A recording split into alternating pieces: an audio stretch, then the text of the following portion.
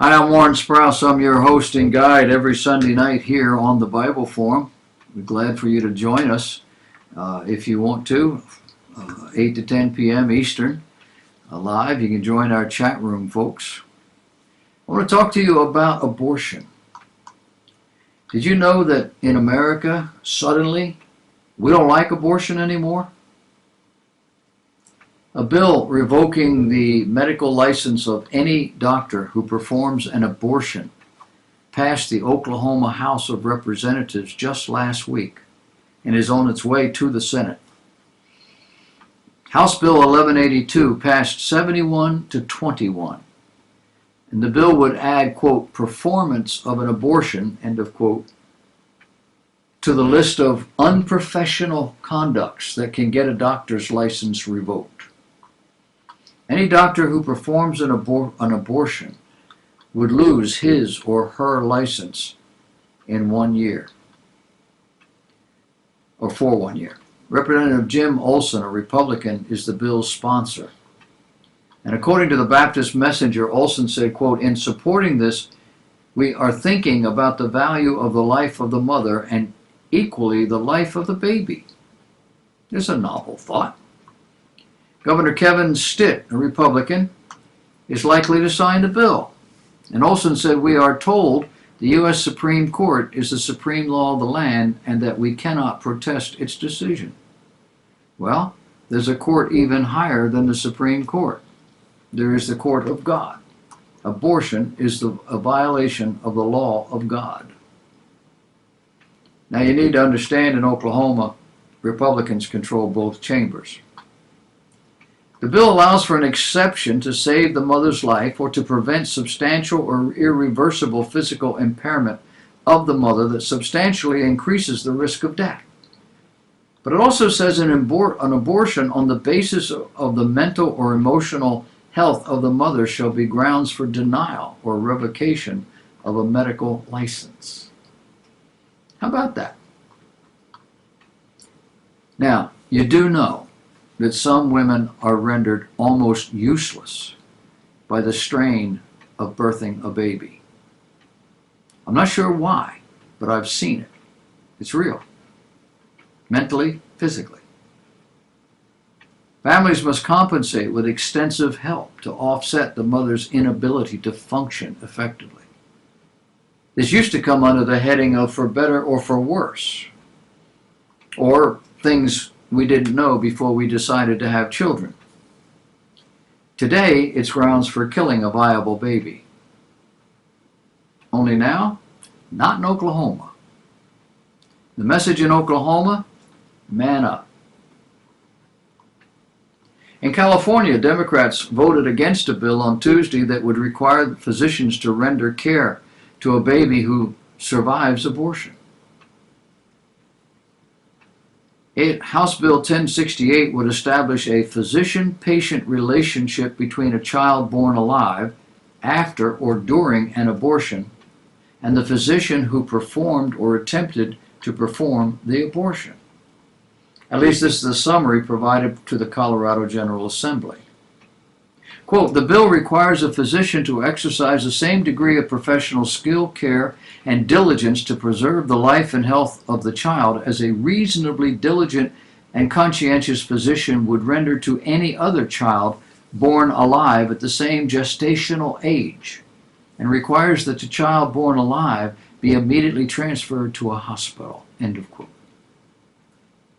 Republicans, including co-sponsor of legislation State Representative Shane Sandridge, emphasized the bill is, quote, not an abortion bill, quote, but rather, quote, a murder bill, end of quote. Jeff Hunt, director of Centennial Institute, said in a Facebook video that putting a woman's right to choose means inflicting horrible violence upon a child to end its life. Jennifer Popik, legislative director of National Right to Life, wants pro-abortion Democrats, who oppose the bill, to explain why their allegiance to the abortion industry's agenda should allow a practice that is tantamount to infanticide.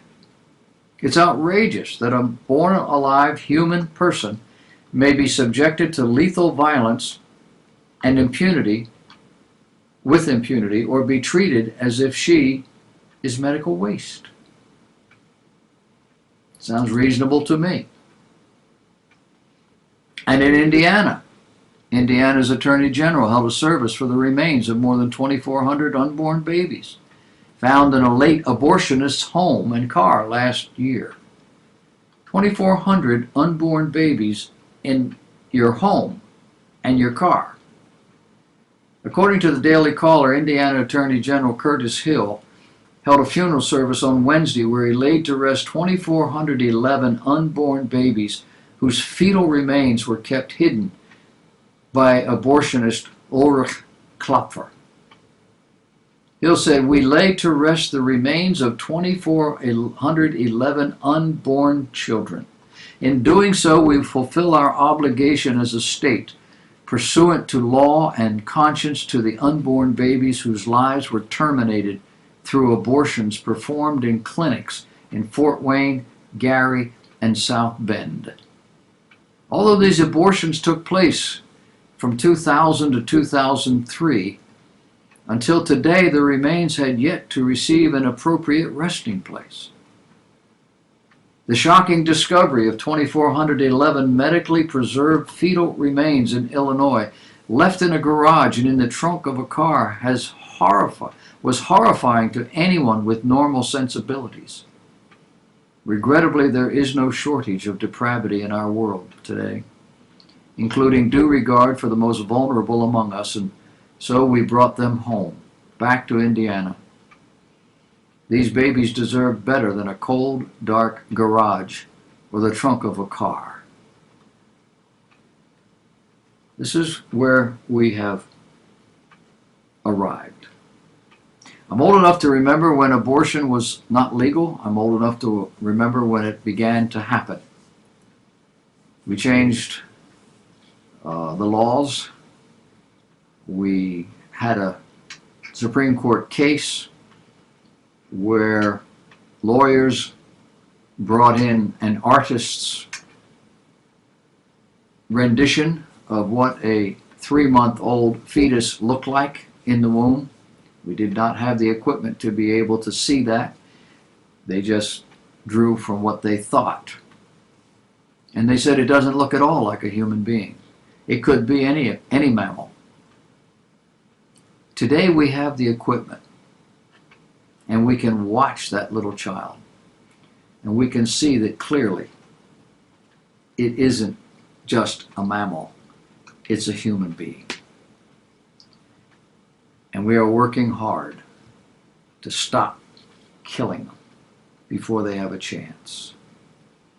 But there is a sizable percentage of human beings on the planet whose parents did not abort them, who are not willing to give any other child the same respect.